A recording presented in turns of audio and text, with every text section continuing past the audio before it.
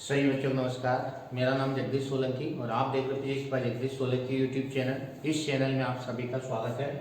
बच्चों आज हम महत्वपूर्ण टॉपिक्स लेके आए हैं 12th के लिए, साथ में वो किसी बोर्ड के लिए और साथ में सीबीएसई के लिए महत्वपूर्ण क्वेश्चन है। ये जो क्वेश्चन है ये एमपी बोर्ड की क्वेश्चन बुकलेट में दिए गए हैं। सारे इंपॉर्टेंट क्वेश्चन है। इन क्वेश्चन को एक एक करके सारे क्वेश्चन को हम सॉल्व करेंगे। तो सबसे पहला क्वेश्चन हमारे पास प्रतिरोधों का श्रेणी क्रम संयोजन है और दूसरा जो है प्रतिरोधों का समांतर क्रम संयोजन। ये दोनों संयोजन श्रेणी क्रम और समांतर क्रम का वीडियो मैंने बना दिया है, तो आप प्लेलिस्ट में जाकर श्रेणी क्रम और समांतर क्रम सीरीज एंड पैरेलल रेजिस्टेंस देख ले ताकि ये वीडियो अपने को समझ में आ जाए। थर्ड क्वेश्चन है किसी सेल के विद्युत वाहक बल विभवांतर एवं आंतरिक प्रतिरोध में संबंध स्थापित कीजिए। ये वाला क्वेश्चन हम देखेंगे पहले। तो सेल का जो आंतरिक प्रतिरोध होता है, सबसे पहले अपन डेफिनेशन देखेंगे, परिभाषा देखेंगे आंतरिक प्रतिरोध होता क्या है। तो जो सेल होते हैं उस सेल के अंदर दो इलेक्ट्रोड्स होते हैं, जैसे एक पॉजिटिव इलेक्ट्रोड्स होता है और एक नेगेटिव इलेक्ट्रोड। ये जो लाइनें खींची रहती है, धातु की दो छड़ें होती है, इन छड़ों को हम इलेक्ट्रोड बोलते हैं। एक को एनोड बोलते हैं और एक को कैथोड बोलते हैं। इन दोनों इलेक्ट्रोडों के बीच में विद्युत अपघट्य भरा जाता है, इलेक्ट्रोलाइट्स भरा जाता है, जैसे कॉपर सल्फेट है, अमोनियम क्लोराइड है या और दूसरे विद्युत अपघट्य भराए जाते हैं, तनो एस्टोसोपोर। जो विद्युत अपघट्य भरते हैं इसके अंदर वो इसमें भरा जाता है। अलग अलग शेल में विद्युत अपघट्य अलग अलग भरा जाता है। तो होता क्या है कि जब ये इलेक्ट्रोड होते हैं प्लस माइनस, तो इसके दोनों इलेक्ट्रोड के बीच में विद्युत अपघट्य भरा जाता है। और जब अपन इसको हम सेल से अपन धारा प्रवाहित करते हैं, तार लगा के बाहर ये भी विद्युत परिपथ में हम धारा प्रवाहित करते हैं, तो ये अंदर जो विद्युत अपघट्य भरा रहता है ये अपने आयनों में विभक्त हो जाता है। अपने आयनों में क्या होता है, इलेक्ट्रोलाइट्स क्या होता है, अपने डिकम्पोज हो जाता है या इलेक्ट्रोलिसिस हो जाता है, जिसका विद्युत अपघटन जिसको हम कहते हैं हो जाता है। इसमें क्या होता है कि प्लस माइनस आयन बनते हैं। तब वो आयन जब इसके अंदर बनेंगे विद्युत अपघट्य के अंदर, इलेक्ट्रोडों के बीच जो विद्युत अपघट्य भरा जाता है, तो जो माइनस आयन होते हैं प्लस इलेक्ट्रोड की ओर चलने लगते हैं और जो प्लस आयन होंगे वो माइनस इलेक्ट्रोड की ओर चलने लगते हैं। इधर से प्लस वाले जो होंगे माइनस इलेक्ट्रोड की तरफ आएंगे और माइनस वाले आएंगे वो प्लस इलेक्ट्रोड की तरफ आएंगे, प्लस वाले माइनस की तरफ जाएंगे। तो जब वो आपस में इस तरह से गति करते हैं सेल के दोनों इलेक्ट्रोड के बीच में, तो आपस में टकराते हैं। उस टक्कर के कारण से धारा का मान कम हो जाता है। तो वास्तव में आंतरिक प्रतिरोध क्या होता है कि सेल के अंदर जो विद्युत अपघट्य भरा जाता है दोनों इलेक्ट्रोडों के बीच, उस विद्युत अपघट्य के कारण से धारा के मार्ग में जो रुकावट उत्पन्न होती है, करंट का जो अपोज होता है, किसके कारण से, इलेक्ट्रोलाइट्स के कारण से।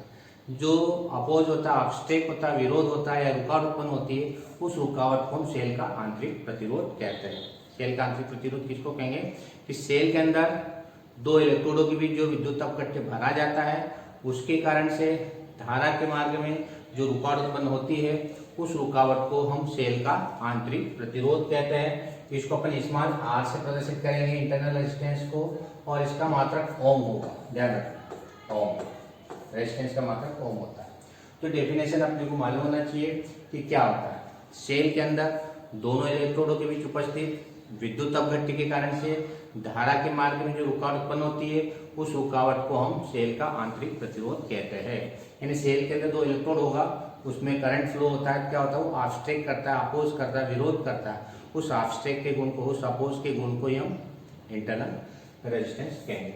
अब इसको प्रभावित करने वाले कारक कौन कौन से वो अपने को मालूम होना चाहिए। तो ये चार कारक होते हैं सेल के आंतरिक प्रतिरोध को प्रभावित करने वाले। पहला कारक होता है, इसको मैंने एक फार्मूले के रूप में याद रखने के लिए लिख रखा है कि आर जो होता है इंटरनल रेजिस्टेंस होता है dc/AT, are proportional dc/AT।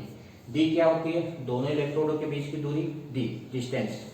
C concentration of electrolytes, विद्युत अपघट्य की सांद्रता, सी सांद्रता होती है और डी डिस्टेंस दूरी होती है। ए प्लेटों का क्षेत्रफल, जो हमने प्लेट या इलेक्ट्रोड ले रखे उसका क्षेत्रफल होता है, और टी टेम्परेचर होता है, ताप। ये चार कारक पर आंतरिक प्रतिरोध निर्भर करता है। चार कारक इसको अफेक्ट करते हैं, प्रभावित करते हैं। तो पहला कारक अपन देखेंगे डी। डी मतलब दोनों इलेक्ट्रोडों के बीच की दूरी, ये डी हो गया, डिस्टेंस। डी को इंक्रीज करेंगे तो आर भी इंक्रीज होगा, डी को डिक्रीज करेंगे तो आर भी डिक्रीज होगा, स्वाभाविक। दूसरा कारक सी कंसंट्रेशन। कंसंट्रेशन जो होता है ये हमारे पास सी, कंसंट्रेशन सांद्रता सी। सी का मान इंक्रीज करेंगे तो आर भी इंक्रीज होगा, सी डिक्रीज करेंगे तो आर भी डिक्रीज होगा। ये डायरेक्टली प्रोपोर्शनल है, ध्यान रखना। तो डी क्या है, दोनों इलेक्ट्रोडों के बीच की दूरी, डिस्टेंस बिटवीन टू इलेक्ट्रोड। सी क्या है, कंसंट्रेशन ऑफ इलेक्ट्रोलाइट्स, विद्युत अपघट्य की सांद्रता। दोनों को इंक्रीज करेंगे तो आर भी इंक्रीज होगा, दोनों को डिक्रीज करेंगे तो आर भी डिक्रीज होगा। तीसरा है एरिया। एरिया कौन सा, जो इलेक्ट्रोड होते हैं वो इलेक्ट्रोड विद्युत अपघट्य के अंदर डूबे रहते हैं।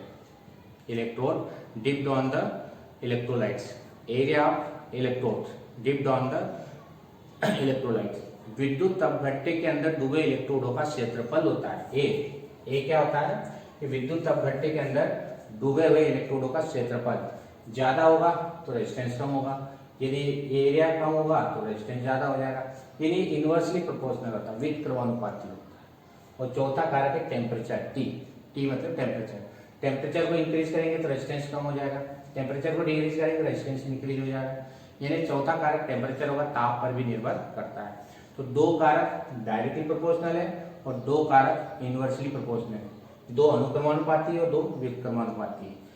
डी और सी, डी दोनों इलेक्ट्रोडों के बीच की दूरी, सी कंसंट्रेशन सांद्रता किसकी, विद्युत अपघट्य की, इलेक्ट्रोलाइसिस कंसंट्रेशन, ये दोनों डायरेक्टली प्रोपोर्शनल है। A area dipped on the electrode, विद्युत अपघट्य के अंदर डूबे इलेक्ट्रोडों का क्षेत्रफल है ए, और टी जो है विद्युत अपघट्य का ताप है। ये चार कारक अपने को याद रखना है। फिर इसका हम फार्मूला डिराइव करेंगे, आंतरिक प्रतिरोध के लिए सूत्र की स्थापना, या प्रश्न पूछते हैं कि ई वी और आर में रिलेशंस क्या हुआ, और इन स्मॉल आर इसमें रिलेशंस जो क्वेश्चन अपने को दिया है।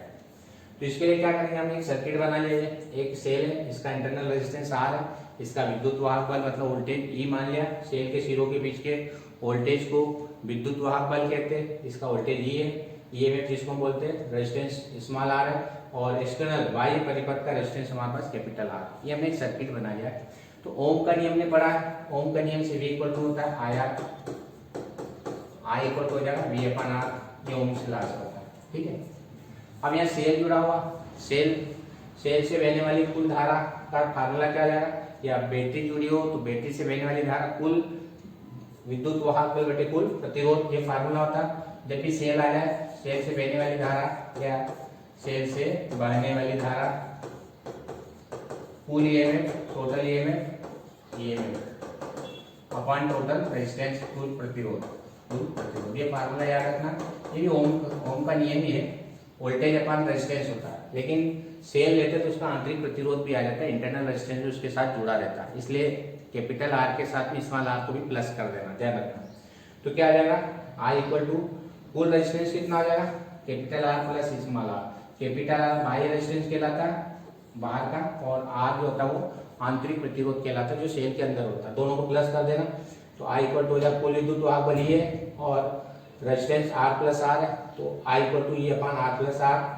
तो आई का मान अपने निकाल रखा, आई का मान वी अपन आर, तो इसकी जगह आई की जगह वी अपन आर रख देंगे, और वी अपन आर रखने के बाद इसको हम सॉल्व कर लेंगे, V upon R equal to E upon R plus R, इसका मल्टीप्लाई कर देना, V R plus V small R equal to E R. अपने को स्मॉल आर का मान निकालना, तो ये वाला आर को उधर ले जाना, तो E R minus V R, R दोनों में से कॉमन ले लेना, दोनों में से आर को कॉमन ले लेंगे तो आर कॉमन आ जाएगा, क्या आ जाएगा हमारे पास में,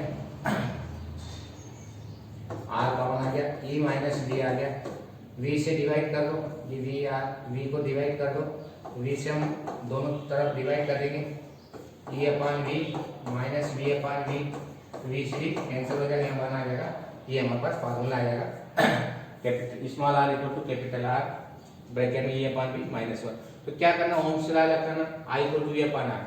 अब यदि सेल जुड़ा हुआ तो ई की जगह वी आ जाएगा, वोल्टेज ई में, और आर की जगह capital R plus small R भी आ जाता है। क्यों, क्योंकि सेल का आंतरिक प्रतिरोध भी होता है, तो कुल प्रतिरोध लिखना पड़ेगा capital R plus small R. इसका क्लास दूसरा प्रश्न देखेंगे हम, किसी कार के संचय सेल का विद्युत वाहक बल 12 वोल्ट है, यदि इसका आंतरिक प्रतिरोध 0.4 ओम है, तो बैटरी से बहने वाली अधिकतम धारा का मान क्या होगा।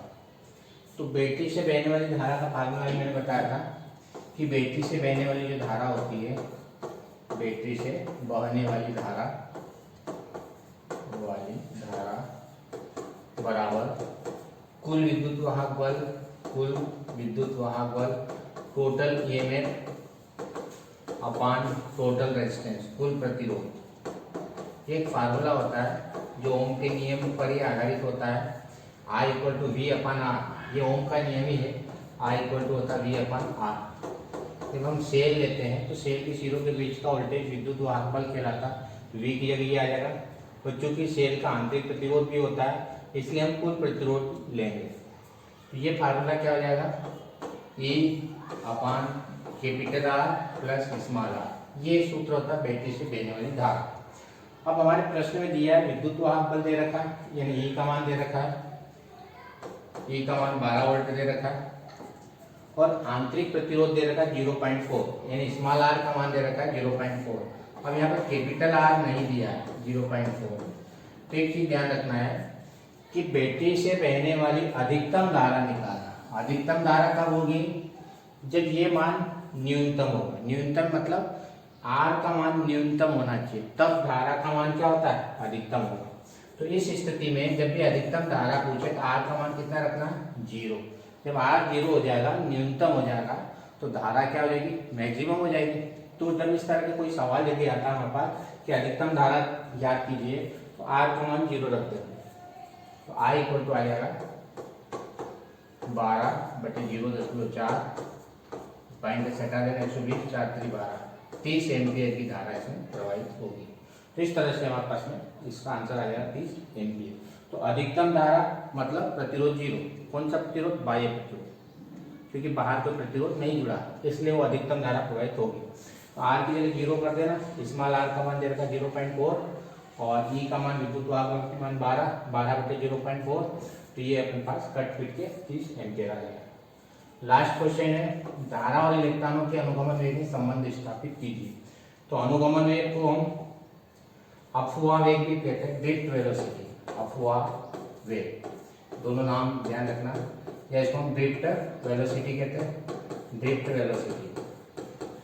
जब किसी भी चालक में जो इलेक्ट्रॉन होते हैं वो जब हम धारा नहीं प्रवाहित करते तो उस चालक में रेंडमली मतलब किसी भी दिशा में वो गति करते रहते हैं, मतलब उसमें धारा प्रवाहित नहीं होगी किसी भी चालक में। क्यों, क्योंकि इलेक्ट्रॉनों की गति की दिशा निश्चित नहीं होती। लेकिन जब अपन एक इलेक्ट्रिक फील्ड लगा देते हैं, बैटरी लगा देते हैं, मान लो बैटरी लगा दी, तो इसके प्रभाव से क्या होगा, विद्युत क्षेत्र लगाने से उस चालक में इलेक्ट्रॉन एक नियत औसत वेग से गति करने लगते हैं।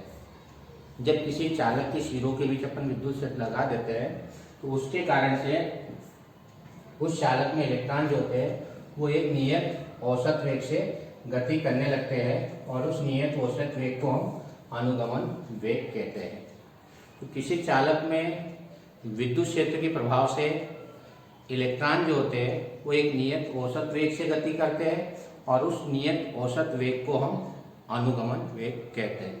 और यदि नहीं लगाएंगे तो इलेक्ट्रॉन इधर उधर रेंडमली गति करें, अनियमित गति करें, आधे उधर जाएंगे, आधे इधर जाएंगे, आधे उधर, आधे, यानी रिजल्ट 0 होता है। इसलिए सामान्यतः धारा प्रवाहित नहीं होती जब उसमें बैटरी नहीं लगाते था।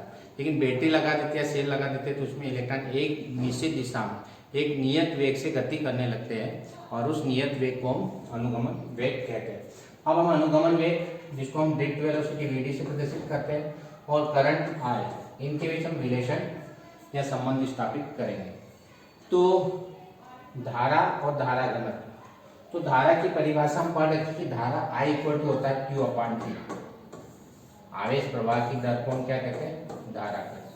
ये इक्वेशन धारा की परिभाषा, आवेश प्रवाह की दर धारा कहलाती है। ये धारा का फार्मूला होता है, धारा का सूत्र होता है।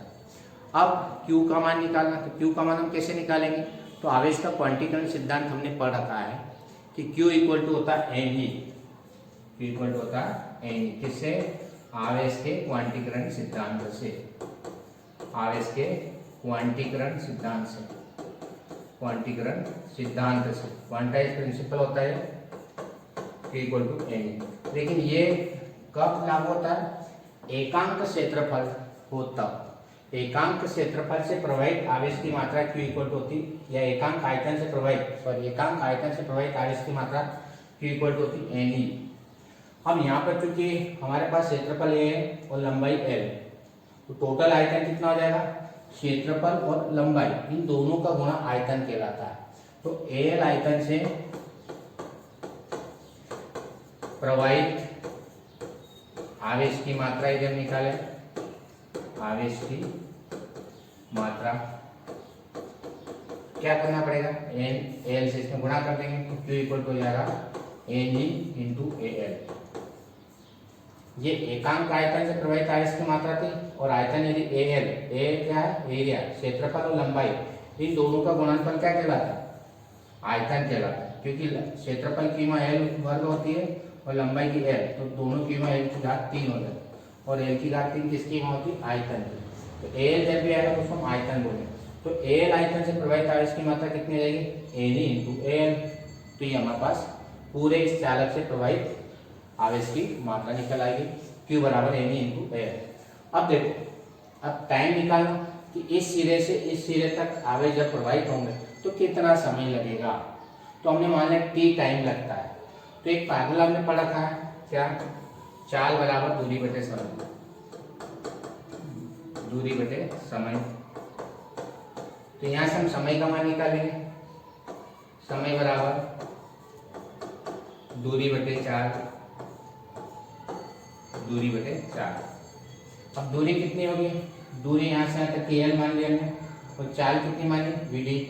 तो टी बराबर क्या आ जाएगा, दूरी हमारे पास एल है और 4 वीडी है, वीडी चाल से गति करता है इलेक्ट्रॉन, तो T equal to L upon V D हो जाएगा।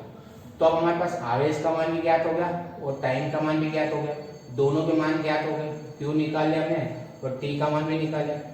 क्यू और टी का मान समीकरण 1 में यदि हम रख देते हैं, क्यू का मान और टी का मान समीकरण 1 में रखने पर, टी का मान समीकरण 1 में रखने पर, इसको दोनों का मान 1 में रख देते हैं।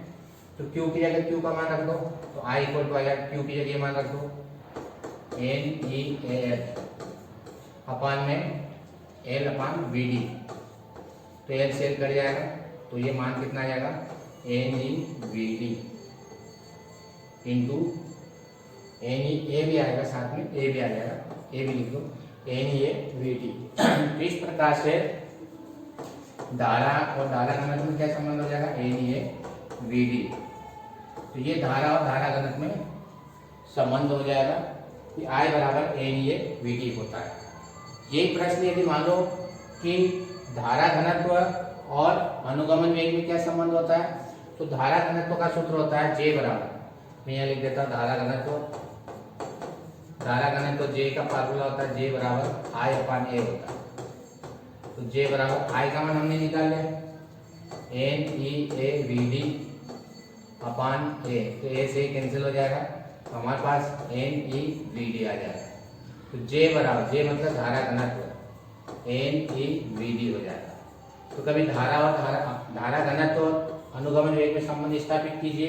तो J बराबर धारा घनत्व बराबर I अपान ए, I का मान ये निकाला, ये रख देना और ए से कैंसिल हो जाएगा, एन ई वी डी आ जाएगा। तो इस प्रकार से ये धारा घनत्व और अनुगमन वेग में संबंध और ये धारा और अनुगमन वेग में दोनों में संबंध स्थापित हो जाएगा।